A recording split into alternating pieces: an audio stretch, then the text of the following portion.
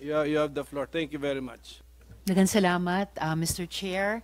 So, with the indulgence of the Chair of the Senate Committee on Justice and Human Rights, magandang umaga po, dear colleagues, including the Chair, Minority Leader Sen Coco, Senator Sherwin, at yung iba pa naming mga kasamahan na parating din.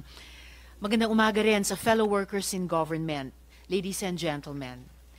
Di na po mahaba itong opening statement ko dahil lahat siguro ng mga Pilipinong nanunood ay sindami ng tanong ang tumatakbo sa isip ko rin. Let me first run down the information that we have managed to confirm. First, on July 18th, 2024, there was a flight from Denpasar in Bali, Indonesia, to Kuala Lumpur, Malaysia, via Batik Air 177. It is believed that Alice Guo and some members of her party were on that flight, but Alice's photo was not captured in the immigration record in Malaysia. Second, according to news reports, Alice Guo proceeded to Singapore on July 21. According to PAOK, Alice Guo's likeness was captured at the Kuala Lumpur International Airport. Third, on July 28th, Alice's parents, Lin Wenyi and Guo Jianzhong, flew in from China to Singapore. Catherine Cassandra Ong may already have been waiting for them in Singapore, as she was there since June 11, 2024, when she flew to Manila, from Manila to Singapore, via Singapore Airlines flight SQ917. Fourth, Wesley Guo took the ferry from Singapore to Batam, Indonesia, on August 16, 2024. 2 days later, or on August 18th, Alice Guo, Sheila Guo, and Catherine Cassandra Ong followed him to Indonesia. I note that all of them presented Philippine passports before Indonesian immigration. Opo, napakakapal po. Passport ng Pilipinas pa ang ginamit. I note that this would not have been possible if Alice Guo's Philippine passport was immediately canceled following the fingerprint match with Guo Huaping, who is clearly not Filipino. Strangely, on August 14th,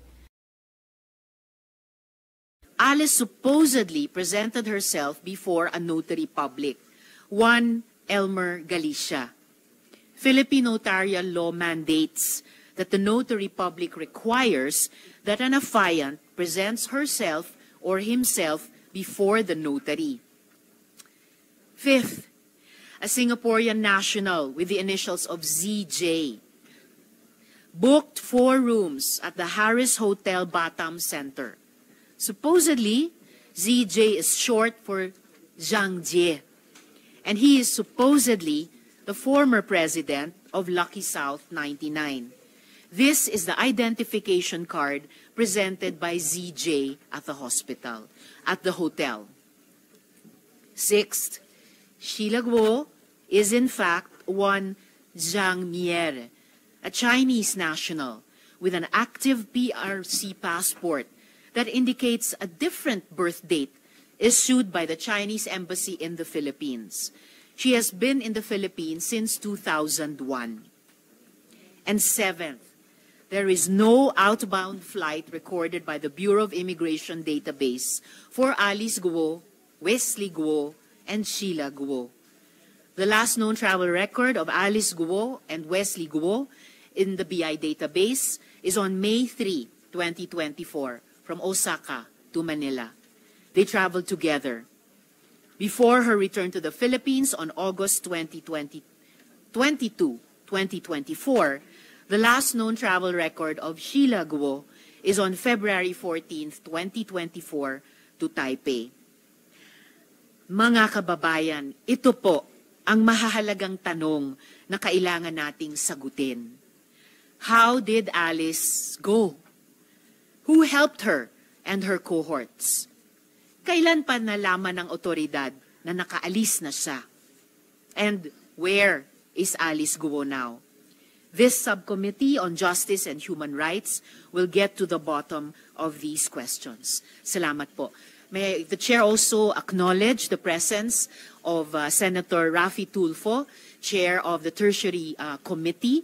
Salamat sa iyong pagdalo. Thank you, Madam Chair. And Senator Senator Bato de la Rosa. Salamat kaayo sa inyong presensya. May I ask my colleagues, beginning with the chair, Sen Coco, if they have opening statements? You have the floor, Sen Coco. Yes. I wish this tripartite committee all the best, no? Because our mission is really to get to the bottom of this. Paano nangyari ito? May living proof tayo na may nakalabas ng Pilipinas gamit ang Philippine passport pero walang ka-record na lumabas. So we will have to get to the bottom of this. And to those directly affected like si Ms. Sheila Lialgo and maybe later on si Ms. Cassandra Leong, marunong naman po kayo, Ma'am Sheila, ng Tagalog at saka English, ano? Maintindihan ninyo kahit ihalo-halo namin? English po hindi. English hindi, Tagalog okay. Simple lang po. Simpleng Tagalog, opo. Relax lang po kayo kasi ito po ay in aid of legislation actually. Inaayos namin ang mga polisiya, mga programa, mga protocol.